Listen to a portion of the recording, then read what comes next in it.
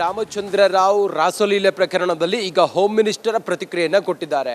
Home minister ಬಹಳ clear ಆಗಿ ಹೇಳಿದ್ದಾರೆ, ನಾವು ಎಲ್ಲದೇ ಏನೇ ಆದರೂ ಕೂಡ ಯಾರೇ ಆದರೂ ಕೂಡ ಶಿಸ್ತು ರೀತಿಯ ಕ್ರಮವನ್ನು ತೆಗೆದುಕೊಳ್ತೀವಿ. ನಿನ್ನೆ ನಮ್ಮನ್ನು ಅವರು ಭೇಟಿ ಮಾಡೋದಕ್ಕೆ ಅವರು ಬಂದರು, ಆದರೆ ನನಗೆ ಹುಷಾರಿರಲಿಲ್ಲ. ಹುಷಾರಿದ್ದರೂ ಕೂಡ ನಾನು ಅವ್ರನ್ನ ಭೇಟಿ ಆಗ್ತಿರಲಿಲ್ಲ. ಇದರಲ್ಲಿ ಯಾವುದೇ ಮುಲಾಜು ಕೂಡ ಇಲ್ಲ. ನಾವು ಕಟ್ಟುನಿಟ್ಟಿನ ಶಿಸ್ತು ಕ್ರಮವನ್ನು ತೆಗೆದುಕೊಂಡಿದ್ದೀವಿ. ನಾವು ವಿಚಾರ ತಿಳಿದ ತಕ್ಷಣವೇ ನಾವು ಅವ್ರನ್ನ ಸಸ್ಪೆಂಡ್ ಮಾಡಿದ್ದೀವಿ ಅಂತೇಳಿ home minister DGP Ramachandra Rao ಈ ರಾಸಲೀಲೆ ಪ್ರಕರಣದಲ್ಲಿ ಹೋಮ್ ಮಿನಿಸ್ಟರ್ ಈಗ ಪ್ರತಿಕ್ರಿಯೆಯನ್ನು ನೀಡಿದ್ದಾರೆ.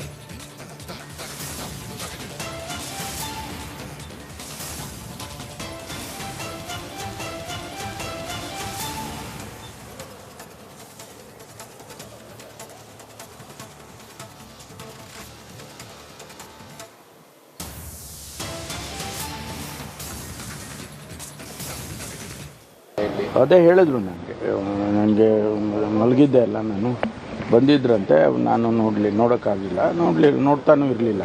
ಯಾಕೆಂದರೆ ಇಂಥ ಸನ್ನಿವೇಶದಲ್ಲಿ ನಾವು ಭಾಳ ಇದಾಗಿ ಇರಬೇಕಾಗ್ತದೆ. ಅದಕ್ಕೋಸ್ಕರ ನಾನು ಅವ್ರನ್ನ ನೋಡಲಿಲ್ಲ. ಹಸ್ಬೆಂಡ್ ಅಷ್ಟೇ ಅಲ್ಲ, ಅರೆಸ್ಟ್ ಆಗಬೇಕು ಅಂತೇಳಿ BJP ಅವರು ಒತ್ತಡ, ಅವ್ರು ಅರೆಸ್ಟ್ ಮಾಡಿ ಅವ್ರನ್ನ. ಯಾಕಂತ ಹೇಳಿದ್ರೆ ಬೇರೆ ಬೇರೆ ಪ್ರಕರಣದಲ್ಲಿ ಹಾಗೆ ಮಾಡಿದ್ರಿ, ಈ ಪ್ರಕರಣದಲ್ಲೂ ಹಾಗೆ ಮಾಡಬೇಕು.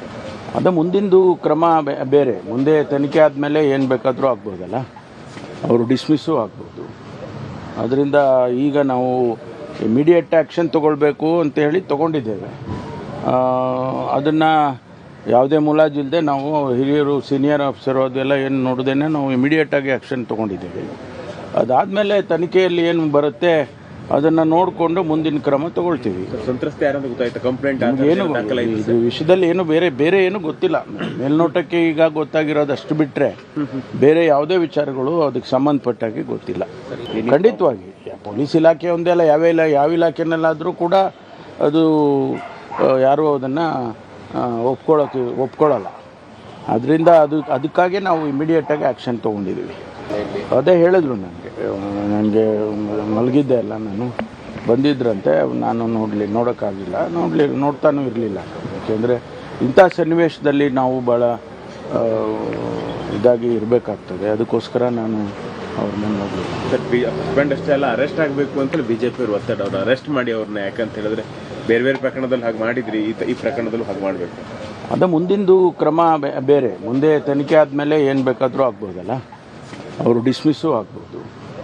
ಅದರಿಂದ ಈಗ ನಾವು ಇಮಿಡಿಯೇಟ್ ಆ್ಯಕ್ಷನ್ ತೊಗೊಳ್ಬೇಕು ಅಂತ ಹೇಳಿ ತೊಗೊಂಡಿದ್ದೇವೆ. ಅದನ್ನು ಯಾವುದೇ ಮುಲಾಜಿಲ್ಲದೆ ನಾವು ಹಿರಿಯರು, ಸೀನಿಯರ್ ಆಫೀಸರು ಅದೆಲ್ಲ ಏನು ನೋಡ್ದೇನೆ ನಾವು ಇಮಿಡಿಯೇಟಾಗಿ ಆ್ಯಕ್ಷನ್ ತೊಗೊಂಡಿದ್ದೇವೆ. ಅದಾದಮೇಲೆ ತನಿಖೆಯಲ್ಲಿ ಏನು ಬರುತ್ತೆ ಅದನ್ನು ನೋಡಿಕೊಂಡು ಮುಂದಿನ ಕ್ರಮ ತಗೊಳ್ತೀವಿ. ಸಂತ್ರಸ್ತೆ ಯಾರಂತ ಗೊತ್ತಾಯ್ತು? ಕಂಪ್ಲೇಂಟ್ ಏನು ರಾಮಚಂದ್ರ ರಾವ್ ರಾಸೋಲೀಲೆ ಪ್ರಕರಣದಲ್ಲಿ ಈಗ ಹೋಮ್ ಮಿನಿಸ್ಟರ್ ಪ್ರತಿಕ್ರಿಯೆಯನ್ನು ಕೊಟ್ಟಿದ್ದಾರೆ. ಹೋಮ್ ಮಿನಿಸ್ಟರ್ ಬಹಳ ಕ್ಲಿಯರ್ ಆಗಿ ಹೇಳಿದ್ದಾರೆ, ನಾವು ಎಲ್ಲದೇ ಏನೇ ಆದರೂ ಕೂಡ ಯಾರೇ ಆದರೂ ಕೂಡ ಶಿಸ್ತು ರೀತಿಯ ಕ್ರಮವನ್ನು ತೆಗೆದುಕೊಳ್ತೀವಿ. ನಿನ್ನೆ ನಮ್ಮನ್ನು ಅವರು ಭೇಟಿ ಮಾಡೋದಕ್ಕೆ ಅವರು ಬಂದರು, ಆದರೆ ನನಗೆ ಹುಷಾರಿರಲಿಲ್ಲ. ಹುಷಾರಿದ್ದರೂ ಕೂಡ ನಾನು ಅವ್ರನ್ನ ಭೇಟಿ ಆಗ್ತಿರಲಿಲ್ಲ. ಇದರಲ್ಲಿ ಯಾವುದೇ ಮುಲಾಜು ಕೂಡ ಇಲ್ಲ. ನಾವು ಕಟ್ಟುನಿಟ್ಟಿನ ಶಿಸ್ತು ಕ್ರಮವನ್ನು ತೆಗೆದುಕೊಂಡಿದ್ದೀವಿ. ನಾವು ವಿಚಾರ ತಿಳಿದ ತಕ್ಷಣವೇ ನಾವು ಅವ್ರನ್ನ ಸಸ್ಪೆಂಡ್ ಮಾಡಿದ್ದೀವಿ ಅಂತೇಳಿ home minister DGP Ramachandra Rao ಈ ರಾಸಲೀಲೆ ಪ್ರಕರಣದಲ್ಲಿ ಹೋಮ್ ಮಿನಿಸ್ಟರ್ ಈಗ ಪ್ರತಿಕ್ರಿಯೆಯನ್ನು ನೀಡಿದ್ದಾರೆ.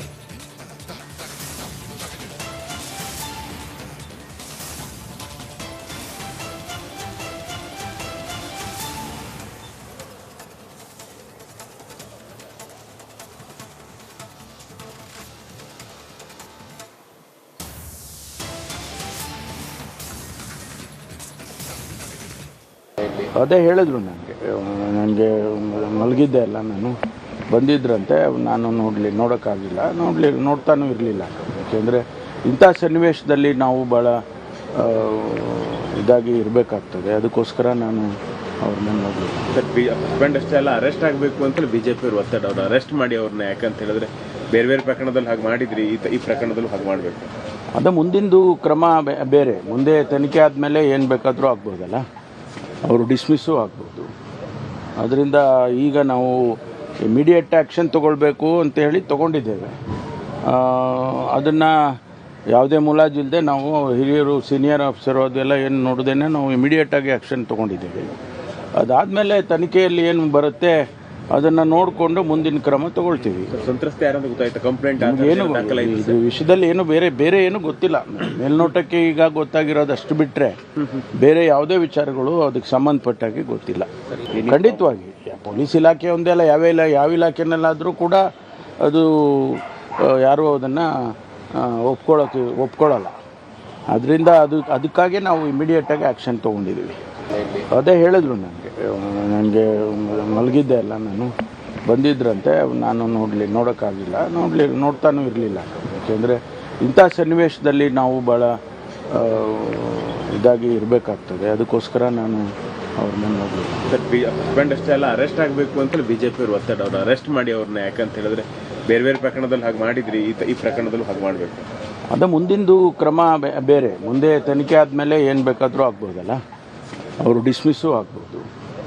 ಅದರಿಂದ ಈಗ ನಾವು ಇಮಿಡಿಯೇಟ್ ಆ್ಯಕ್ಷನ್ ತೊಗೊಳ್ಬೇಕು ಅಂತ ಹೇಳಿ ತೊಗೊಂಡಿದ್ದೇವೆ. ಅದನ್ನು ಯಾವುದೇ ಮುಲಾಜಿಲ್ಲದೆ ನಾವು ಹಿರಿಯರು, ಸೀನಿಯರ್ ಆಫೀಸರು ಅದೆಲ್ಲ ಏನು ನೋಡ್ದೇನೆ ನಾವು ಇಮಿಡಿಯೇಟಾಗಿ ಆ್ಯಕ್ಷನ್ ತೊಗೊಂಡಿದ್ದೇವೆ. ಅದಾದಮೇಲೆ ತನಿಖೆಯಲ್ಲಿ ಏನು ಬರುತ್ತೆ ಅದನ್ನು ನೋಡಿಕೊಂಡು ಮುಂದಿನ ಕ್ರಮ ತಗೊಳ್ತೀವಿ. ಸಂತ್ರಸ್ತೆ ಯಾರಂತ ಗೊತ್ತಾಯ್ತಾ? ಕಂಪ್ಲೇಂಟ್ ಏನು ರಾಮಚಂದ್ರ ರಾವ್ ರಾಸೋಲೀಲೆ ಪ್ರಕರಣದಲ್ಲಿ ಈಗ ಹೋಮ್ ಮಿನಿಸ್ಟರ್ ಪ್ರತಿಕ್ರಿಯೆಯನ್ನು ಕೊಟ್ಟಿದ್ದಾರೆ. ಹೋಮ್ ಮಿನಿಸ್ಟರ್ ಬಹಳ ಕ್ಲಿಯರ್ ಆಗಿ ಹೇಳಿದ್ದಾರೆ, ನಾವು ಏನೇ ಆದರೂ ಕೂಡ, ಯಾರೇ ಆದರೂ ಕೂಡ ಶಿಸ್ತು ರೀತಿಯ ಕ್ರಮವನ್ನು ತೆಗೆದುಕೊಳ್ತೀವಿ. ನಿನ್ನೆ ನಮ್ಮನ್ನು ಅವರು ಭೇಟಿ ಮಾಡೋದಕ್ಕೆ ಅವರು ಬಂದರು, ಆದರೆ ನನಗೆ ಹುಷಾರಿರಲಿಲ್ಲ. ಹುಷಾರಿದ್ದರೂ ಕೂಡ ನಾನು ಅವ್ರನ್ನ ಭೇಟಿ ಆಗ್ತಿರಲಿಲ್ಲ. ಇದರಲ್ಲಿ ಯಾವುದೇ ಮುಲಾಜು ಕೂಡ ಇಲ್ಲ. ನಾವು ಕಟ್ಟುನಿಟ್ಟಿನ ಶಿಸ್ತು ಕ್ರಮವನ್ನು ತೆಗೆದುಕೊಂಡಿದ್ದೀವಿ. ನಾವು ವಿಚಾರ ತಿಳಿದ ತಕ್ಷಣವೇ ನಾವು ಅವ್ರನ್ನ ಸಸ್ಪೆಂಡ್ ಮಾಡಿದ್ದೀವಿ ಅಂತೇಳಿ home minister DGP Ramachandra Rao ಈ ರಾಸಲೀಲೆ ಪ್ರಕರಣದಲ್ಲಿ ಹೋಮ್ ಮಿನಿಸ್ಟರ್ ಈಗ ಪ್ರತಿಕ್ರಿಯೆಯನ್ನು ನೀಡಿದ್ದಾರೆ.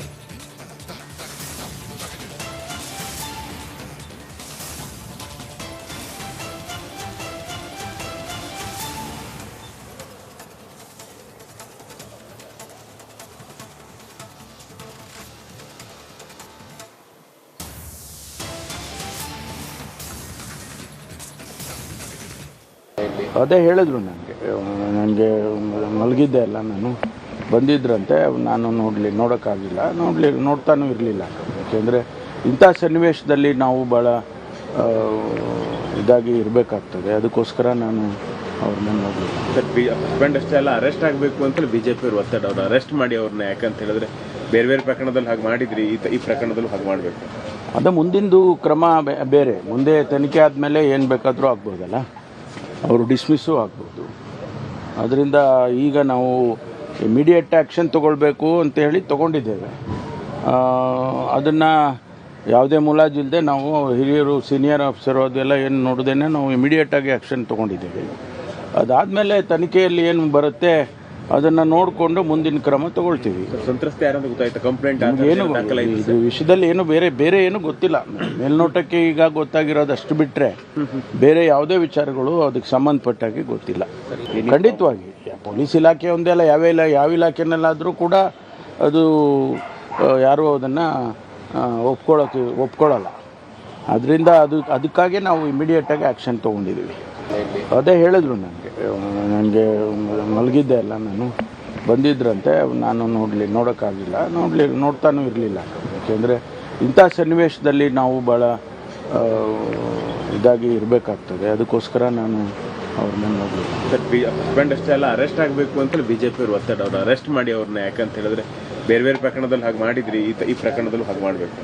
ಅದು ಮುಂದಿಂದು ಕ್ರಮ ಬೇರೆ. ಮುಂದೆ ತನಿಖೆ ಆದಮೇಲೆ ಏನು ಬೇಕಾದರೂ ಆಗ್ಬೋದಲ್ಲ, ಅವರು ಡಿಸ್ಮಿಸ್ಸು ಆಗ್ಬೋದು. ಅದರಿಂದ ಈಗ ನಾವು ಇಮಿಡಿಯೇಟ್ ಆ್ಯಕ್ಷನ್ ತೊಗೊಳ್ಬೇಕು ಅಂತ ಹೇಳಿ ತೊಗೊಂಡಿದ್ದೇವೆ. ಅದನ್ನು ಯಾವುದೇ ಮುಲಾಜಿಲ್ಲದೆ ನಾವು ಹಿರಿಯರು, ಸೀನಿಯರ್ ಆಫೀಸರು ಅದೆಲ್ಲ ಏನು ನೋಡ್ದೇನೆ ನಾವು ಇಮಿಡಿಯೇಟಾಗಿ ಆ್ಯಕ್ಷನ್ ತೊಗೊಂಡಿದ್ದೇವೆ. ಅದಾದಮೇಲೆ ತನಿಖೆಯಲ್ಲಿ ಏನು ಬರುತ್ತೆ ಅದನ್ನು ನೋಡಿಕೊಂಡು ಮುಂದಿನ ಕ್ರಮ ತಗೊಳ್ತೀವಿ. ಸಂತ್ರಸ್ತೆ ಯಾರಂತ ಗೊತ್ತಾಯ್ತಾ? ಕಂಪ್ಲೇಂಟ್ ಏನು